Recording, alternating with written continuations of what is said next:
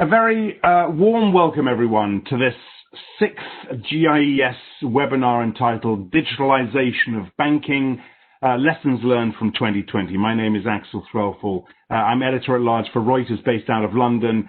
And once again, I'm honored to be your moderator for today's event, organized by Dubai Islamic Economy Development Center and Dubai Chamber in strategic partnership with Refinitiv. The session partner for this webinar is Abu Dhabi Islamic Bank. Allow me a few very brief words to kick us off, though I'm sure few of you need reminding of the upheaval this year has presented.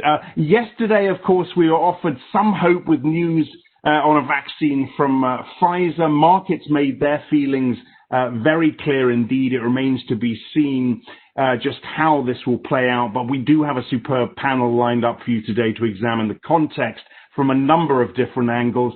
2020 has, of course, been a year of disruption for a sector that has been undergoing disruption for a number of years now. Of course, given their exposure to the real economy, to SMEs, microfinance and retail lending, Islamic banks, as is much discussed, have faced a more acute challenge in this context. That said, there is much focus on the opportunity this disruption might provide in terms of diversification, digitalization, and the benefits of financial technology. I think it was the rating agency S&P that recently spoke of COVID-19 unlocking the sector's long-term potential, and that is something we will no doubt discuss over the next hour. There's plenty happening.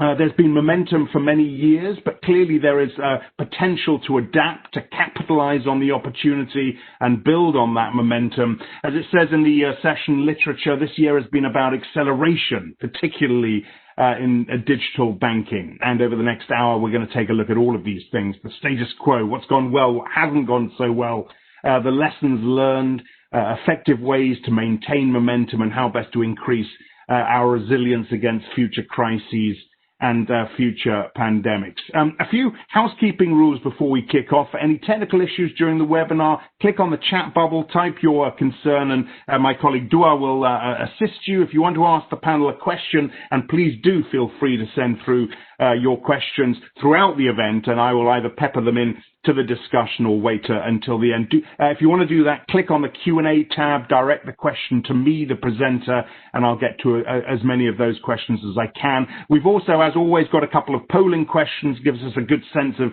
where you stand on some of these issues. They're going to appear on screen, and you'll have about 30 seconds to respond to those polls. Right, enough from me.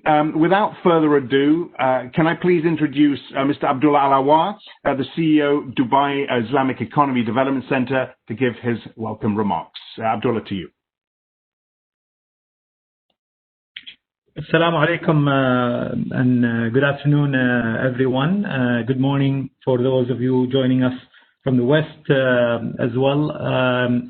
Thank you, Axel, for that introduction. I wanted to welcome everyone to the sixth GIES series, which is quite important in my point of view. As Axel mentioned, 2020 has not been a normal year, and actually it's been a year that has forced, I would say, a lot of industries to fast forward their adoption of technologies.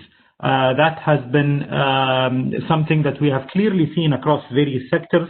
Today, I'm personally looking forward to hearing the views of the esteemed panelists representing the banking and financial domain, specifically the Islamic finance domain, and how well these institutions adopted to this change, but more importantly, how the future will look like when it comes to digitalization within this sector. So, as in all of the Global Islamic Economy series, our intention was to gather these thoughts, but hopefully also shape up the upcoming Global Islamic Economy Summit that will take place in November 1st and 2nd of 2021. So the GIS series that we have launched earlier this year are paramount in terms of shaping the agenda for this event. But I'm sure that it has given all of us an indication as well in terms of how the post-COVID-19 era will look like. So with that being said, I wanted to thank everyone again for joining today. Our esteemed panelists, I wanted to thank them. Axel, yourself as well, for moderating the session. Our session partner today, the Abu Dhabi Islamic Bank, as well as our partners in the GIS, strategic partners in the GIS Definitive. Thank you, everyone, and I hope you enjoy today's session. Thank you very much indeed, Abdullah, for those welcoming remarks. Let me introduce our panel. As I said, carefully handpicked to represent a number of different perspectives. Adel Al-Majed is the CEO of Bubian Bank. Ayman Sajin is CEO of the ICD. Arsalan Ahmed, the CEO of HSBC Armana. And Philip King, Global Head of Retail Banking, Abu Dhabi Islamic Bank. Welcome to all of you.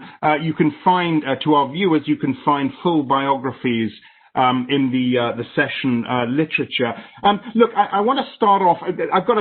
We've got many places to go in this discussion, but let me kick it off with just a very general question on what we heard yesterday, because this is an important part of the context. The news from Pfizer and BioNTech out of Germany on the efficacy of their vaccine. Let me kick it off with you, Ayman.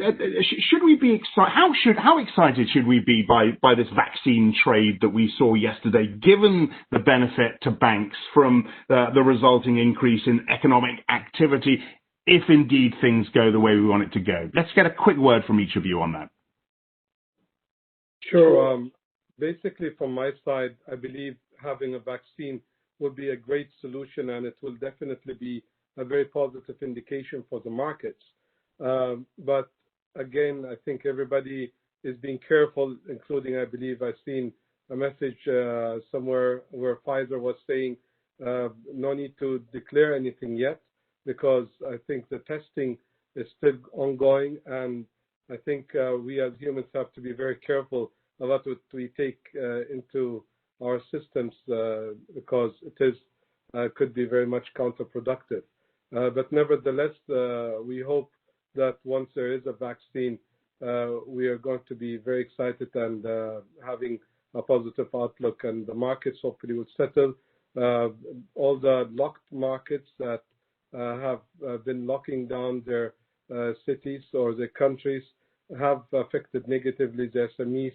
So hopefully those will be then also having less effect and will start to be striving again, and life goes back to normal hopefully soon. We all need that good news. All right. Ayman, thank you. Oz, quick word from you on this. As I said, I want to get a very quick word from each of you. I mean, given what we saw for the banking stocks, for industrials, for oil prices, what's your general sense? Look, I think that at this stage, any progress is definitely good news. And I think that Ayman articulated the importance of it just for everyday people to get back to normal, particularly for SMEs who are really struggling at this time, for them also to get that, kind of cash flow back into their business. And they are the engine and heart of both employment and many economies.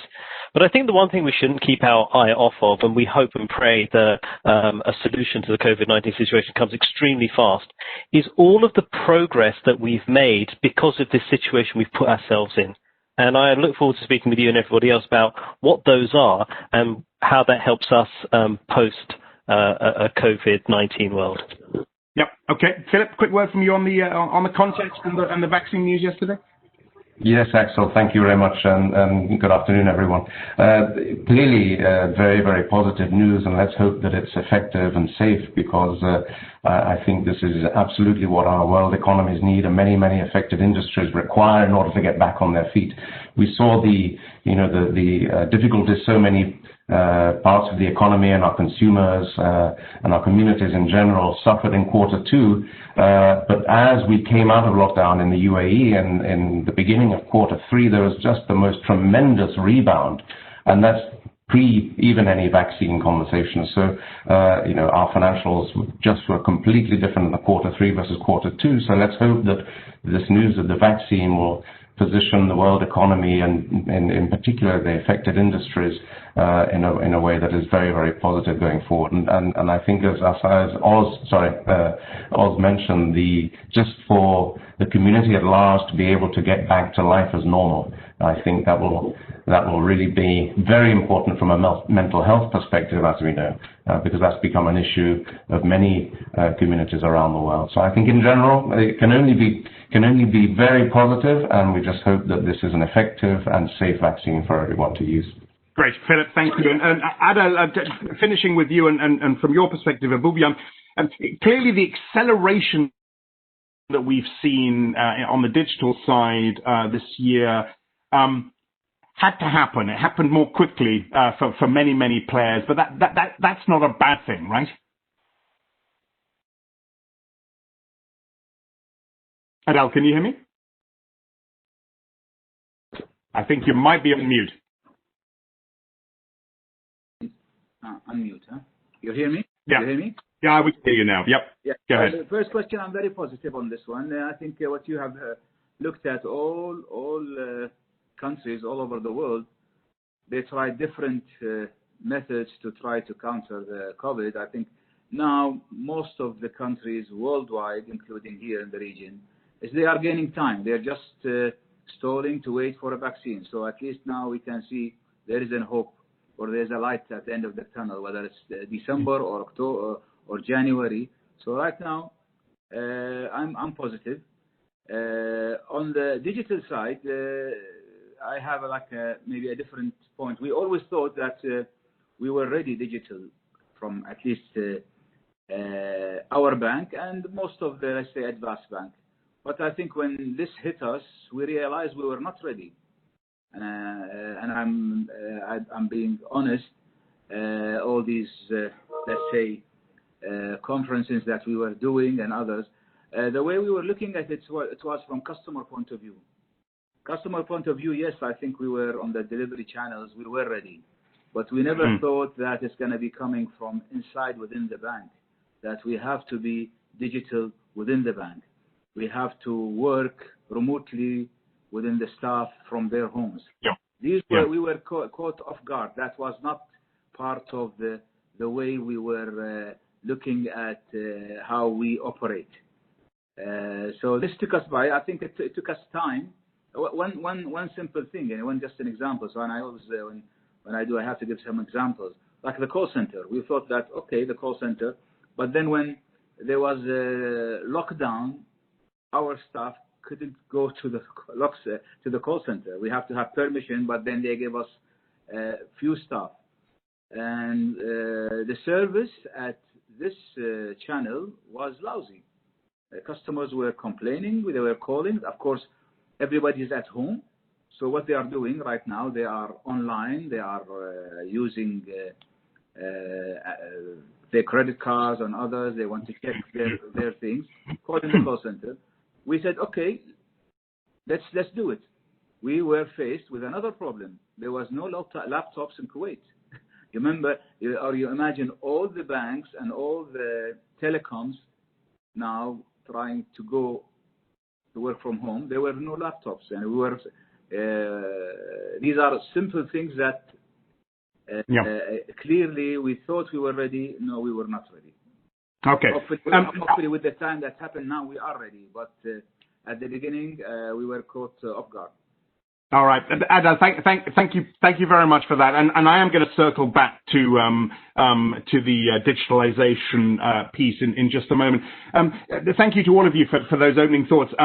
Ayman, given your perspective across different markets, how well would you say member countries have adapted to this new environment? I heard you say recently we have to think out of the box. Have enough member countries been thinking out of the box, Ayman? Well, let's put it this way. We have 119 financial institutions that is within our network. More than half of them, we have shareholding in it. And we do actually service a lot of countries where they are fragile states. There are states where the branches or the banks are very far away from their clientele base. So they've been working for a very long time to have financial inclusion. We have to think of lots of ways to really have biometric KYC. We needed to talk with some governments to help us in putting the right regulations and getting them comfortable with it.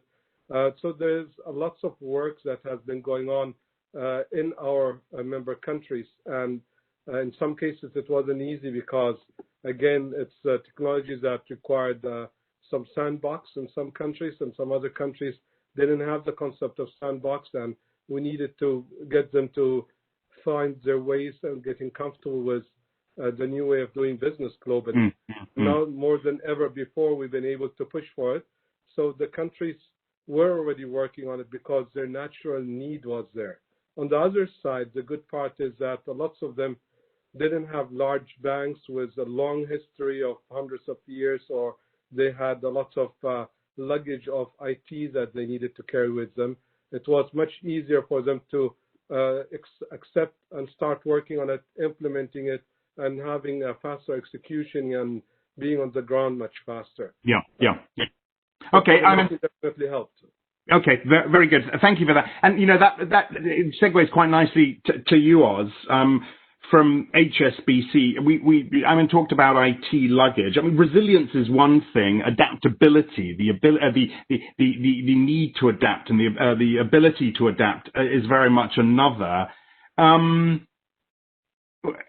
With that in mind, how well has your bank been at the latter part, the adapting? I think there's this.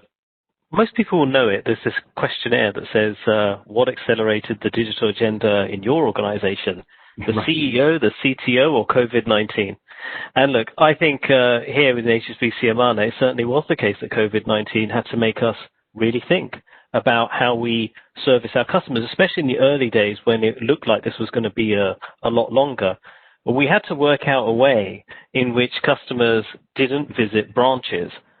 We had to work out a way that they didn't do that, but they also were secure in the transactions they were doing with us. And that's the beauty of a branch. You kind of know people, and you can see. Now, so that's why we had to introduce new things around biometrics, such as voice, is something we didn't really need before.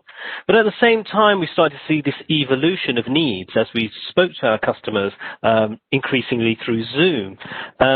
We found needs. People had family members in other countries. We needed to find methods in order to get them money a lot quicker than we historically did. And that's why we enhanced our international transfers, but also our investments as well.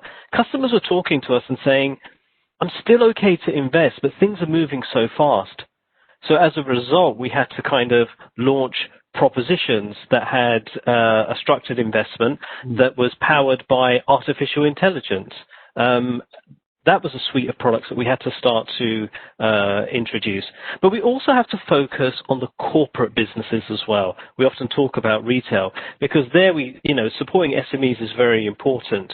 One of the ways that we can support our customers' transition from physical to online sales is through omni-channel collections, for example, something we did here with Sports Direct and said, look, we know your business is changing, people still need your product, but let's make it easier for you to collect the money and see it and see how your business is actually doing, making that just easier for them quickly.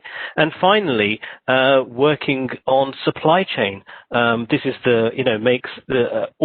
this greases many economies, and working with Proton here in terms of looking at digital supply chain solutions to make that paperwork that much easier for everybody. Yeah, I was going to ask you, what's been the hardest part for you? What have you struggled? What has HSBC Amana struggled most with, would you say, in this context?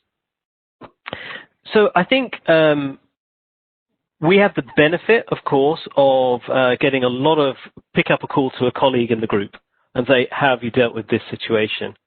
I think the key thing is we have to understand that traditional banks have legacy systems, right? And this is why I want to pivot to Islamic banking and put that hat on for a bit. We use legacy systems that have been in place and held us very solidly in place for many decades in HSBC. Being able to integrate new technologies with that, we've had to take a different approach. And this is very much an area, I think, that Islamic banks, who, number one, are not as old as some conventional banks, and also not as complex. And that's certainly an area I think the Islamic banking, Islamic finance sector has an ability to move more in an agile way. So that's the one thing I would say, dealing with our legacy systems to make sure we keep pace with the needs of customers. Okay.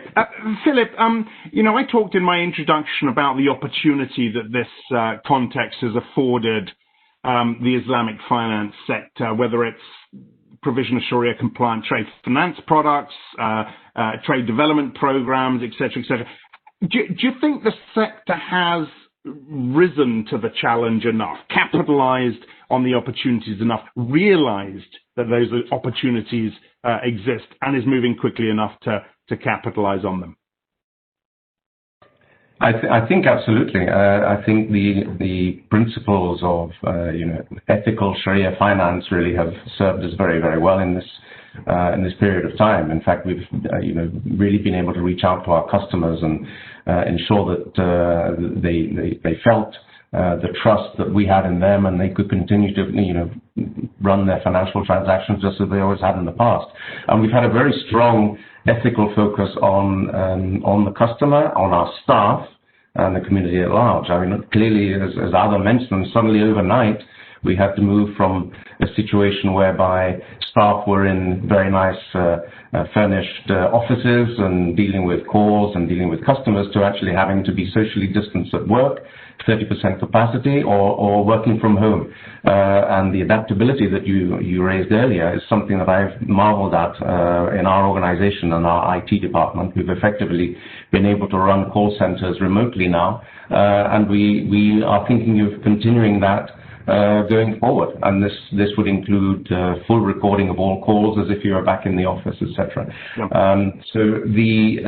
I think the other thing that I'd like to add is that where many banks have been running digital transformation programs, as we have, the sudden need to adapt has changed our approach. We were very much a build organization, and now we've become both a build and buy, and our interaction with fintechs has absolutely skyrocketed to the extent that helping us move quickly has been our ability to engage with fintechs to launch, we were talking about protecting our customers, to launch remote sales capability within 3 weeks, such that a customer could interact with a staff member and fulfill a financial transaction just as if they were doing it face-to-face. Now, that helps the customer, of course, because that helps the customer safety. But it also helps the staff member who otherwise would not have had a tool to generate their own personal employment income. We've just also launched a chatbot, which enables us to relieve calls to the call center when capacity is under pressure. We've given it an Emirati twist. The chatbot can actually respond in Emirati dialect or classical Arabic and English. So we're pretty much reaching out. So I think the Islamic finance industry, be it in trade, be it in the sukuk, which is another area I wanted to mention earlier, the sukuk market looks as if it's booming again, much bigger than last year. So I think there are many, many positives coming out of this for the Islamic banks. And we like to tie it back to the fact that our ethical Sharia principles enable our customers and our community at large to really feel trust in the organization. And when they see that trust in the embodiment of the channels we're offering and the services we're offering, then they respond in kind. 50% of our accounts are now being opened online, for instance. All new accounts, 50% of them are online. So I think the Islamic industry is in a good place. Okay, thank you, Philip. I was looking through my notes from last year, and I asked you on stage last year if there was a danger that you were shifting too fast towards new millennial-focused solutions. Clearly, Bubyan is a bank that has embraced technology, digital channels, social media more quickly than many others. Has that put you at an advantage, would you say, in this context now? Or as you said at the beginning, you have discovered new problems in this context. I repeat what I said. I think we were, and as I said last year with you in the meeting, is that we were advanced, but we were focusing more and more from customer point of view, interaction with the bank. We never had a scenario where we were saying that all our staff are going to be working from home. But what helped us, I think, is the behavior of the customers have changed. I've never ever thought in my life that a customer visiting a branch, although we were thinking of it and we were trying to push it and we thought it's not going to happen. Now, a customer, before he comes to the branch, he has an appointment and he accepts it. Most of the things that we were talking about digitization with the government of Kuwait were delayed. Within 1 month, suddenly the government was pushing us to more digital or for more digital transactions. Let's say the government of Kuwait stopped completely accepting cash for paying bills all over Kuwait. Suddenly the customers have no way but to shift to digital or online payments. They stopped accepting any visiting without an appointment. So all of this just changed the way the whole country was working, and including our banks. But we had, and this is what I was saying, is that there was maybe 80% we thought, we thought that we have covered everything, but no, we couldn't. 80% we covered. I think we can do digital banking for a week maximum, but we couldn't bear it more because companies were having cash. Some customers who are unable to do online banking, they have to do some transfers, they needed their cash. So we were, at the end, forced to open branches and bring staff to open just to cater for these unserved issues. And I think one of our colleagues mentioned it, which is the underbanked. What happened in Kuwait, that we were, as banks, allowed to open, but all the exchange companies were not. So these guys who has money, who wants to transfer their money to their relatives, the unbanked, were caught in a difficult situation. So these are things. I think what happened is that with this, everybody let's participated. And I don't want to forget the regulators. The regulators were very, very open, and they were very cooperative. Things that were not approved before were approved immediately on the phone. Like we say, especially from the hygiene point of view, we were doing like contactless for 10 dinars in Kuwait on the phone without even an approval. On the phone, they said, okay, let's increase it 25 dinars per contact, so that will reduce the cash. So the cooperation between the change in behavior in customer, cooperation of government, regulators, and us, I think this what pushed everything where we are right now. And now we can see, I would say that positively, that we can really work digital from the banks without the need to open branches. Okay, Adel, thank you. And I've got to say, that sounds all, you talk about the regulator, the government, the client, that all sounds extremely harmonious. And I want to delve a little bit more into that in just a second. Let's bring up the first polling question, though. It'd be good to see what our viewers are feeling on this. How well have banks developed digital capabilities to address the impact and challenges of the pandemic on their business and operations? A, B, and C, very effective, somewhat, not very effective. Have a crack at that. We'll bring that result up in 30 seconds or so. While you're doing that, though, let me pick up on the point that Adel was just making. And Ayman, let me come back to you on this. When you look at, we were hearing the Kuwaiti experience there. When you look across your member countries, I asked you how well they are adapting to this new environment. How are governments being towards SMEs? Are they being too tough? Are they being clear enough? Are they being cooperative enough? How are the regulators doing generally, would you say, Ayman? Majority of our member countries, in my opinion, still need a lot of help in saying what SMEs really requires. It's a fact, and we haven't have or have yet the ecosystem that takes care of SMEs the way how it is more in the more developed countries, whereby, as you know, more than 90% of the employment is due to SMEs because they have been given everything. They have the ecosystem, they have the banking, they have the regulation, they have SME Protection Act, not to be overstepped on by big companies and so on. So that still is lagging behind, to be frank. But there were other countries in our member countries whereby they tried to help SMEs by asking banks to delay the repayments. They have requested them to restructure. They requested to be more easy on the SMEs during these difficult times. On the other side, governments themselves, in some cases, have started paying 60% of the salaries of employees that are working SMEs in order to keep them floating during this difficult time.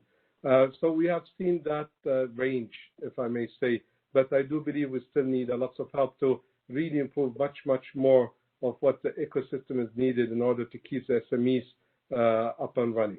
Yeah, okay, thank you. Let's just get the result of that previous poll. This is the next poll that I'm going to be asking you, the one that's up on the screen at the moment. But if we can get the result of the previous poll, that would be good. Let's see if we can bring that up shortly. I don't know if we can, but bear with us, and I will let you know. Okay, let me. We've got a slight issue with the previous poll. We'll try and get that sorted out in just a second, and we'll come to this one in a second. Oz, this is something we've talked about before. I've talked about with most of you in the past, the extent to which regulators get it, the extent to which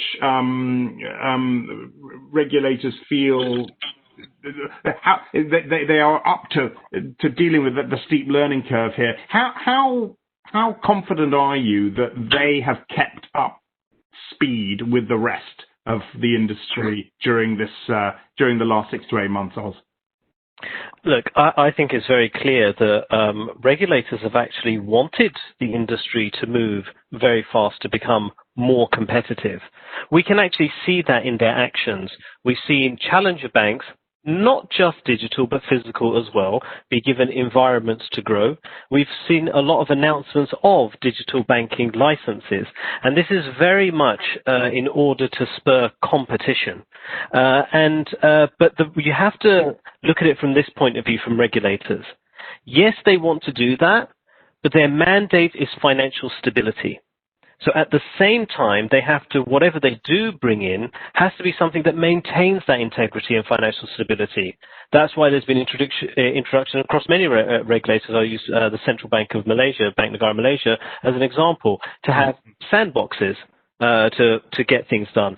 We've heard them talk also about digital licenses, and just in the budget that was suggested and put forward on Friday last week, a suggestion of 500 million ringgits to support innovation. So I do think that the regulators have been at the forefront of nudging and encouraging its market participants to innovate solutions that increase meeting needs of customers, whether they're already banked, underbanked, or unbanked. Yeah. Okay. And thank you. I wanted to pick up on the challenger bank issue point as well, and I'll get Adil's comments on this as well. Clearly, it's been a tough environment for the digital only challenger banks, given the interest rate environment. Do you still see them as a challenge? Is that to? Yeah, to you, Oz. Very quickly, I wonder if you still see them as much of a challenge as they were, say, 2 years ago. Look, let me start on another note, and I'll bring that straight in. In 2018, HSBC announced $15 to $17 billion of investment into technology. And part of that was into our legacy systems, and then into innovation and growth into digital agenda. That's the volume of money that a large bank needed to put in to update. On the same token, do you think that needed anywhere near to start up a challenger bank? No. But what they did start up with was a lowly capitalized, effectively great customer experience that focused on liabilities. Works well when rates are high. As rates come down lower, it's going to naturally be more challenging to wash your face. when you haven't invested with large amounts of capitals that traditional banks have on the other side of the balance sheet, having assets out there. So are they a challenge? Yes, they were. COVID-19 has woken banks up. It's a second lifeline for them to get onto that digital agenda. They have tasted the benefits of it, and now they know how dangerous digital challenge banks can potentially be. As to what the future is, I believe that, we will see some partnerships and collaborations. We may even see some buyouts. And that's what I think the future holds. And I'm sure you'll see some who still go it alone. All right, I'll come to Adele in just a second, and to Philip on this as well. But very quickly, here's the result of the poll, the first poll. We have now got it. And 71% think it's somewhat effective. I don't know if we can put that up on the screen. Okay, let me tell you what the result is. 24% say very effective, 71% say somewhat, and 5% say not very effective. Perhaps it's a disappointment to most of you that most viewers aren't saying that it's been a little bit more effective than we thought. The challenger banks and the opportunity that they had, has that now gone? And how are you looking at some of these digital-only players now? Look, I think we talked to this in the last meeting with you. I am a believer of still traditional banking is there. I'm a believer. Challenging banks or challenger banks, I don't think if they are going to deliver the same what existing banks are delivering, they're not gonna be a challenge. I will tell you, the existing banks now, they are developing their automated channels. What is a challenging? What is a digital bank? Right now, the app that any bank can have can give most of the transactions digitally within the bank. Let's say, for instance, and I will give you an example. I always like example. We were discussing, let's say, okay, let's open a digital bank attacker in Saudi Arabia, for instance. And then you said, why would a Saudi guy or a customer comes to this digital bank that existing right now, while most of the advanced Saudi banks that have their digital delivery channels all there, and besides that, they have their physical branches. So what I'm saying, challengers banks, unless they give something different from what a traditional bank gives through their traditional, through their digital apps, I don't think they will be a threat. Okay. The same with if, like say, a big bank in Saudi Arabia says, okay, I want to attack in Kuwait.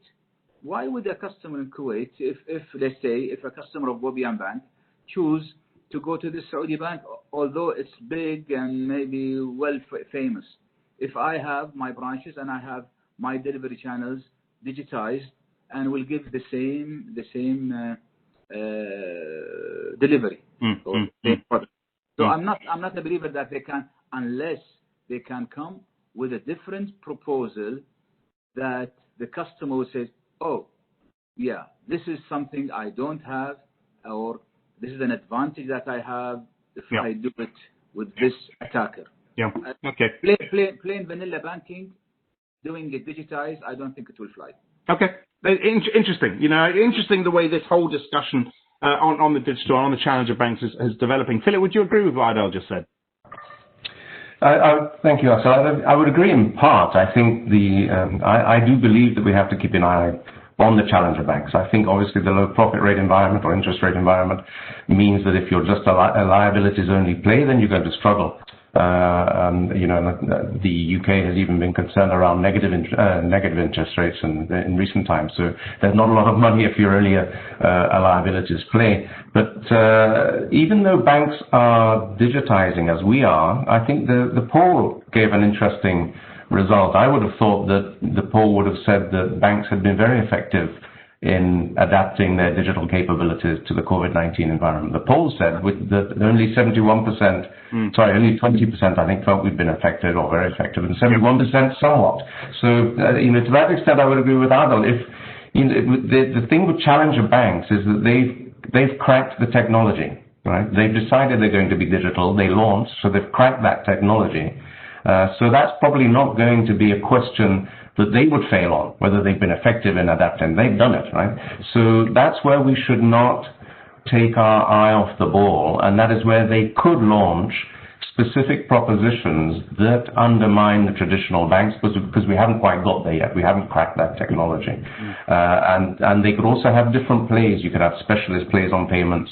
You could have specialist plays on SME. You could have specialist plays on assets. Of course, there's financing and assets. You could have specialist plays on the technology that drives asset decisions. You see, I think we should keep our eyes open.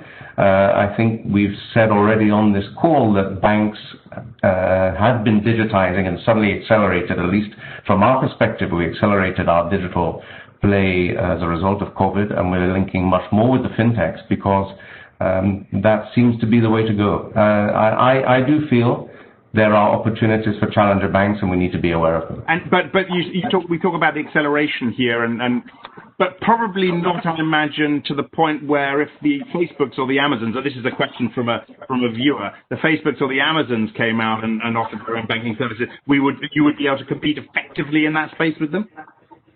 That's an interesting point because, of course, the core of banking is about trust.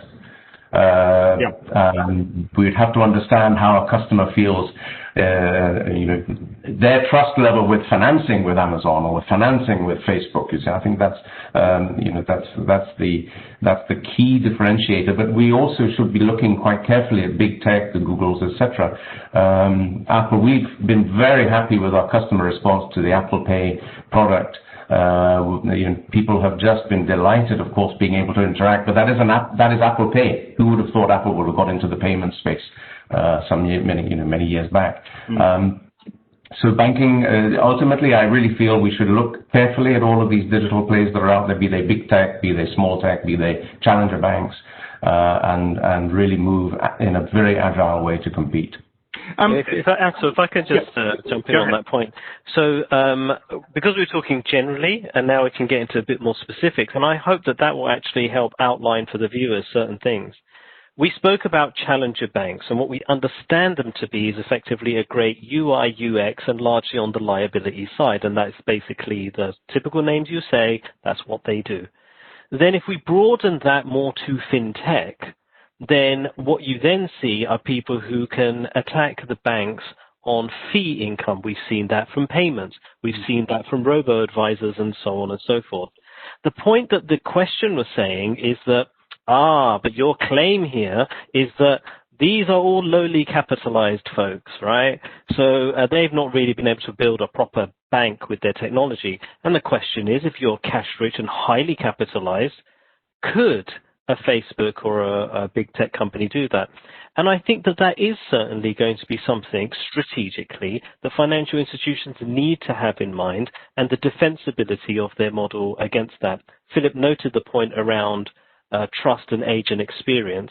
I think that's what we have now, but in order to maintain that trust, it is very important that we move in an agile way to effectively neutralize that side of it. And interesting. Thank you. I know I went off a little off track talking about the challenges, but I think it's an interesting part of this discussion and needs to be part of the discussion going forward. Ayman, let me bring you back in. Just generally, I talked to you about when we spoke before this event. You talked a little bit about a platform of the countries, governments, organizations working together.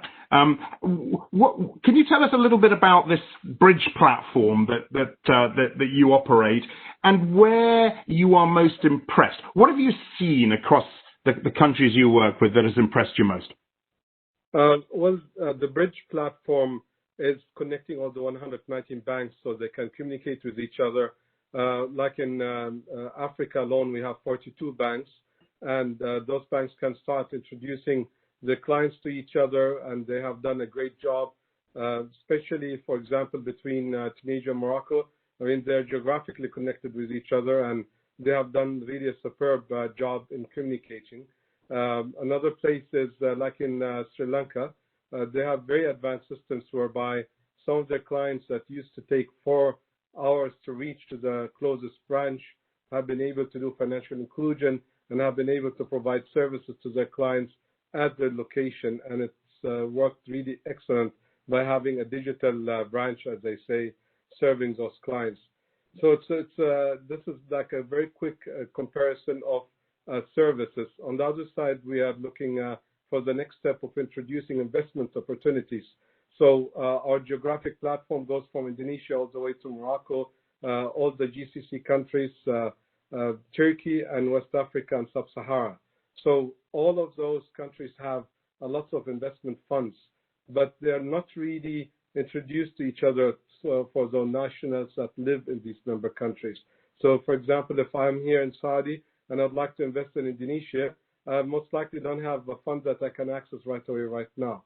But this is what we are trying to help out, so countries will be able, through their local banks, be able to register those investment funds or get them approved in the capital market authorities and do the right KYC or due diligence of their own clients and really start having that good, healthy exchange of investment funds to float between the member countries. Yeah. Okay. Amen. Thank you. Look, I've got a wary eye on the time here. It's amazing how quickly this time goes. Send your questions through. There are a few questions coming in now, and I will put those to the panel in just a second. The second polling question, if we could put that one back up. I can't remember if you had a crack at that already, but how drastically do you expect the banking industry to change in the next 5 years? Have a go at that. In fact, you've already answered this one, I think, and 45% says B, significant shift to new channels, but still retaining some traditional footprint. I guess no great surprises there. Philip, how better prepared would you say is your bank? And I know there's been a lot of change at the top of your bank, and that's another thing. But how better prepared is your bank post 2020 for what's coming? Well, I think we're much better prepared. I think from a customer perspective, I mentioned some of the innovations we've brought in, some of the new, 50% of our new accounts, for instance, are going through digital channels now, being opened through digital channels. 75% of our customers are using digital channels. 97% of our fund transfers are digital. 80% of our corporate transactions are on our transaction banking platform. These are just stats that wouldn't have been where they are today 12 months ago. The fact that our staff can work from home and continue to work from home, or even be temporarily working from home in addition to other roles in order to supplement their income. These capabilities are in place. Customers can interact remotely on sales transactions, and we'll be doing the same with wealth management. They can buy products online. I think the last 12 months has seen a tremendous change in our capabilities, and as I said earlier, an acceleration. And just the fact that we're engaging now with many more fintechs than we ever thought we would be engaging with means that more is coming. And I think the continued strategy that we've had in place, you mentioned the wider question around change at the top. We've been very focused in retail. This is a predominantly retail-driven bank. Up to 70% if I include private banking, which is part of my division as well. 70% of our revenues in the bank are from the retail bank, and that strategy has not veered. We're very UAE national-centric, strong customer base, which has been the envy actually in terms of business performance this year. I think of some of our competitors in the market, we've actually had lower provisions in the retail bank this year than we had last year, lower credit losses. So I think our bank... We're not sitting on our laurels. I think that's the important thing. We are digitizing, and it was raised earlier in the panel. I think Adil mentioned it. We've had to digitize internally. We were very much customer digitized enabled or digitally enabled. Now we're really looking internally. In addition to this work from home capability, etc., we have a very modern workplace.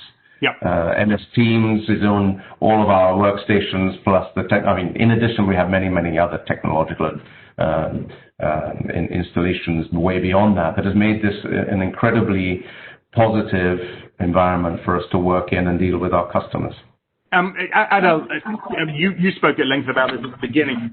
The working from home model, how permanent a feature do you think that has become now?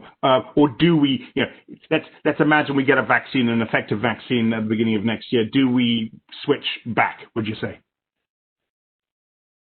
Yes. I would say yes. We switch back. Yeah, now you have to say people are staying home because of fear. I think you see all over the world what's happening right now. People want to go out. Imagine yourself. I'm as an example.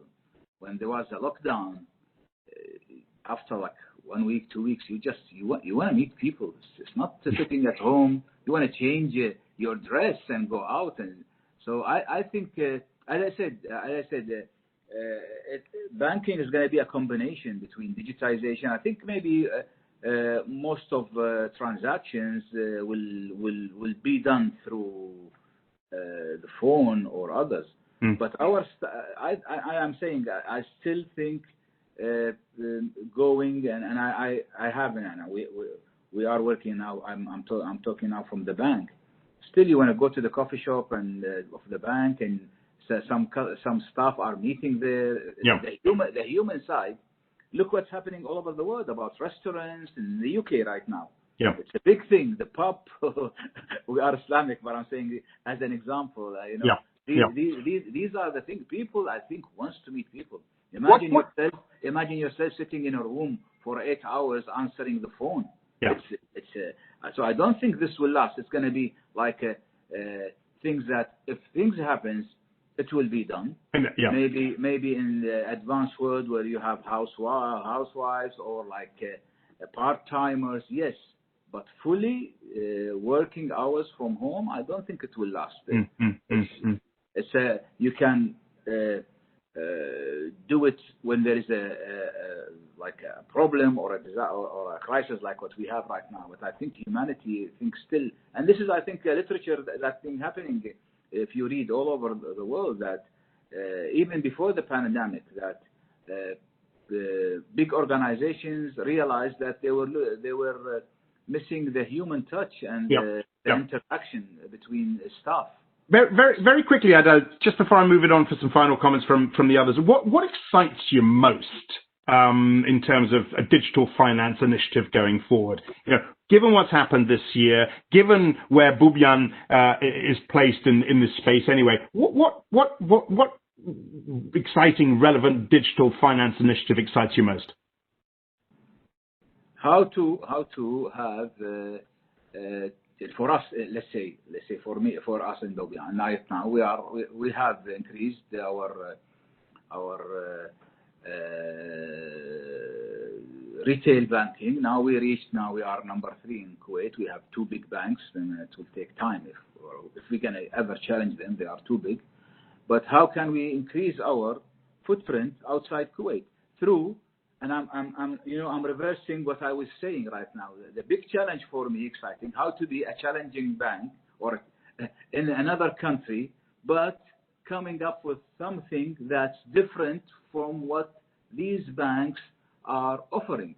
This is what I think. Who cracks this, I think he will be the winner. If I'm going to go to offer like an ATM card in Saudi Arabia, what's going to happen? It's like a current account with an ATM, a credit card. What is this? Why would I succeed? Unless someone comes up with, and I'm referring to one of the challenges about technology. Technology right now is very easy to buy, very easy to get. You can now create a bank on the cloud without even, within 3 months. But I think the challenge is how to come up with something that entice other bank customers, either in your country or in other country, if you are a challenger, to come to you. This is where I think whoever breaks this, that's where the winning. Are we going to see Bubyan do that in 2021, 2022? I would have never said this unless I'm coming with something. Good. We look forward to hearing it in person next year. Oz, how much more change do you think we need to see in this sector, in the Islamic finance space, in order for you to be really prepared for what's coming? Look, I think the one thing that Islamic finance needs to focus on is the areas that it naturally has a benefit over conventional banking. And to me, that is capital that requires no financial return in the form of waqf, sadaqah and zakat, and how we bring that into the financial system to support customers and also support progress of communities and society. I think that area has never been looked at properly. I think with the advent of digital communities, we will be able to more quickly connect those, because they've always kind of sat slightly outside with a slightly different mandate. And I think the power of that, a local university here did just on zakat on its own, forget waqf and sadaqah, they did how much on average in Muslim countries is contributed to that. The number was eye-watering. And if you were to bring that in an appropriate fashion that's Sharia compliant into the financial system to support the progress of communities and society, I think that to me is the big thing post the usual run that we've been discussing around how traditional banks get more digital. That would, to me, be a wonderful challenge to crack. Okay.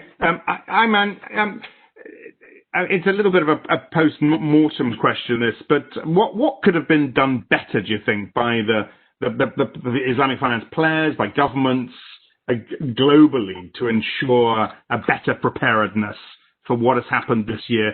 And let's face it, what do we need now to see in place for what is to come, for the future? I think what would have been great to have in place already, because the whole world's been talking about it. Jamie Dimon of JP Morgan been talking about banks are not going to be the same in the next 5 to 10 years. And everybody's been saying that. So it would have been great if there was a flow chart of a very systematic process and steps and policy and procedures and regulations in place, so they could have just implemented, push the button and know that they can do it. That would have been the best choice. And eventually you would be having a normal structure as a normal bank, but people are more and more in need of being that. And the millennials and the young generation are just, naturally used to it. They don't want to go to a normal bank as we actually like to do, maybe. Mm-hmm. And actually, you raise a really interesting point here, that and something I wish we had more time to delve into. But there is a question also from one of the viewers. It's a little bit off track, but I want to ask it anyway to any of you. The extent to which other initiatives, whether it's CSR initiatives, sustainability, the purpose of the organization. I mean, you mentioned Jamie Dimon. Whether other initiatives, important to millennials, have taken second fiddle and now being pushed down as a result of the focus on this pandemic. Philip, what do you think?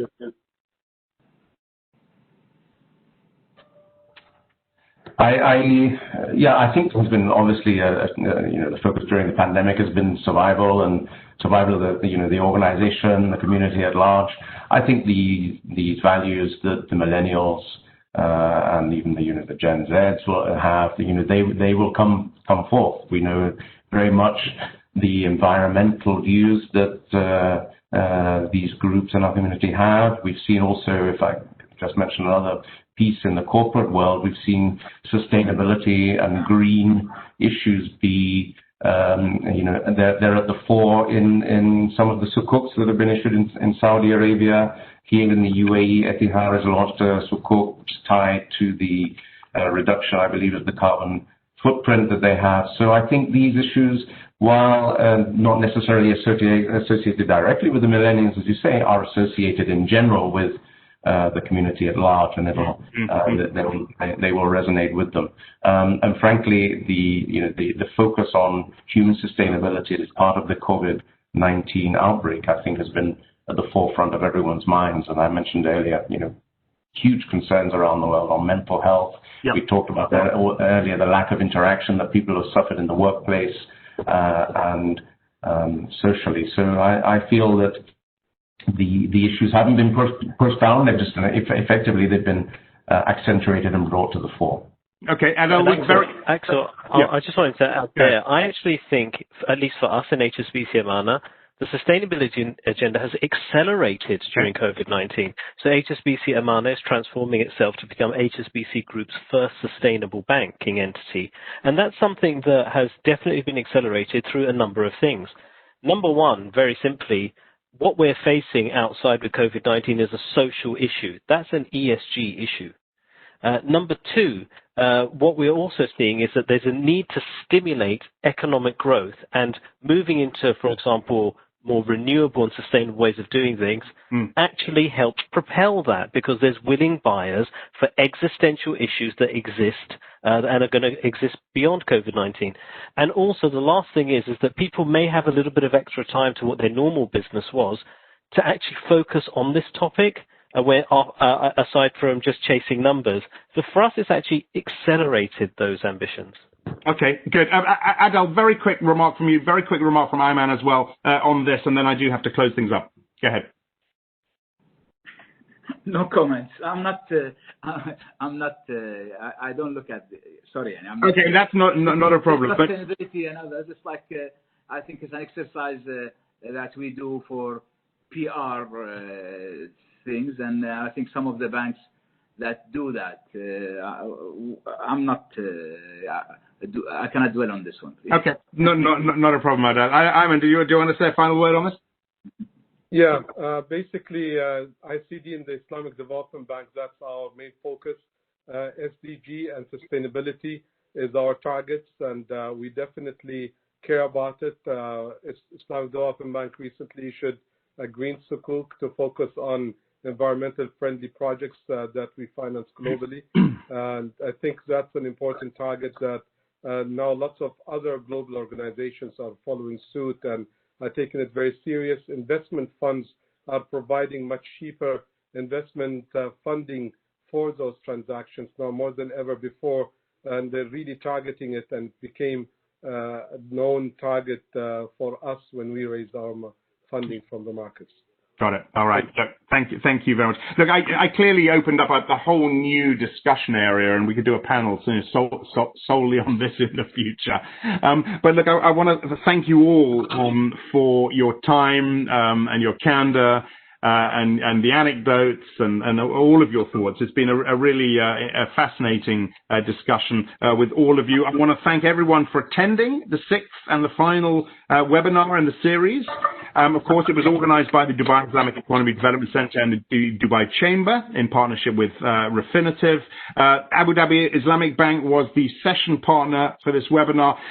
We really look forward to welcoming you all again at the Global Islamic Economy Summit at the Expo site, November 2021. Really hoping, here is to hoping, we touched on this all the way through the session, that we can indeed all be there in person and meet in person. So thanks again to our speakers, and thanks to you for your questions and your participation as well. I hope to see you soon. Thank you. Thank you. Thank you. Thank you. Yeah. Thank you very much. Have a good time there. Bye-bye.